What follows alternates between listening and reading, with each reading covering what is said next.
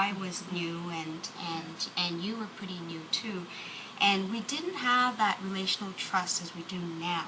How did we get to having that strong relational trust so that we were able to perhaps challenge each other in a positive way, which we call productive conflict?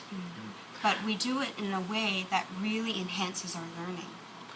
I think one of the first meetings when we were together, we looked at EQAO results from the year before, where really nobody had any personal stake at or with those results. But we started analyzing where the gaps were. And that started the process of, okay, let's really find out what we need to do, what's missing.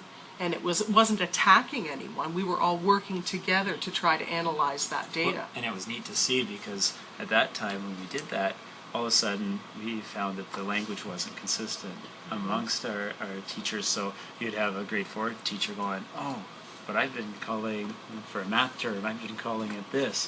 No, this is the new language that you're supposed to be using, and this is what they're seeing in their assessments, whether it's on EQAO or at the board level, a common assessment. And we were realizing, whoa, that's one thing we need to change right away. So I think it was really that right there got all of our teachers on board, that we need to all be aligned, because something like that could totally throw off results. So. And I think there also was a feeling among every teacher that was there that we want what's better for the students. And because we were connected to the grade 3 and grade 6 testing, which a lot of us have not been, except for old anchors, and we weren't up to speed. But in that trusting atmosphere with you leading us, Mary, that I think people felt really comfortable. We were data-driven was a new word a year ago, and it scared me, because I didn't know quite what that was going to mean. But when it's all said and done, it's for the better, and we're collaborating about kids. We want what's better for the children. I agree with you, Neil. Some of the terms we weren't using, different books use different terminology. It throws the kids right off. Just that consistent language and our own understanding of, for example, what the text forms are, yes, and the features that's of right. them, or the And math open terminology. a lot of dialogue amongst the staff, and questions, yes.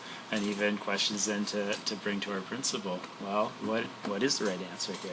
It really opened up a really And good amount sometimes of there dialogue. aren't any right answers. Sometimes there's a that's lot right. of gray, but that's okay. We're there to learn together and to delve deeply. And having that discussion. And when you build that culture that we're responsible for all of the kids, all of us are responsible, then everyone's in it together.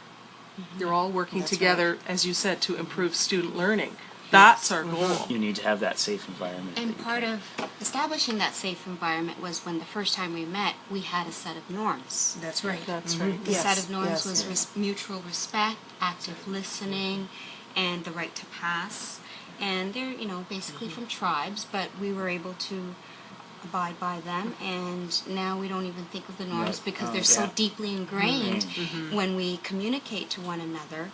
And we take a piece of writing, and we're almost as if we're one brain, because we are able to see it in a consistent way. However, sometimes when the writing does border level 2, 3, or 3, 4, between two levels, we might have challenges among each other, and that's okay, because that really forces us to look deeply in those rationales and provide reasons. And I think we want to welcome that too, in a professional and positive way. Absolutely. Teacher moderation strengthens the collaborative nature of the team. It builds skill and adds depth to the understanding of the assessment process.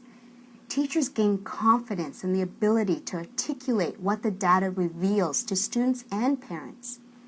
When all staff speak using the same terminology and understanding what that terminology means, students and parents benefit because the information is clear and consistent.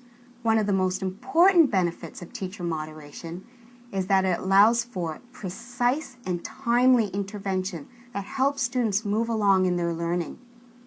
During the moderation process, teachers identify strengths and needs that individual students have. They are able to plan next steps to address any gaps in learning or to take students to the next level in their learning. Let's watch a clip during which a teacher determines the next steps based on the sample of work being analyzed.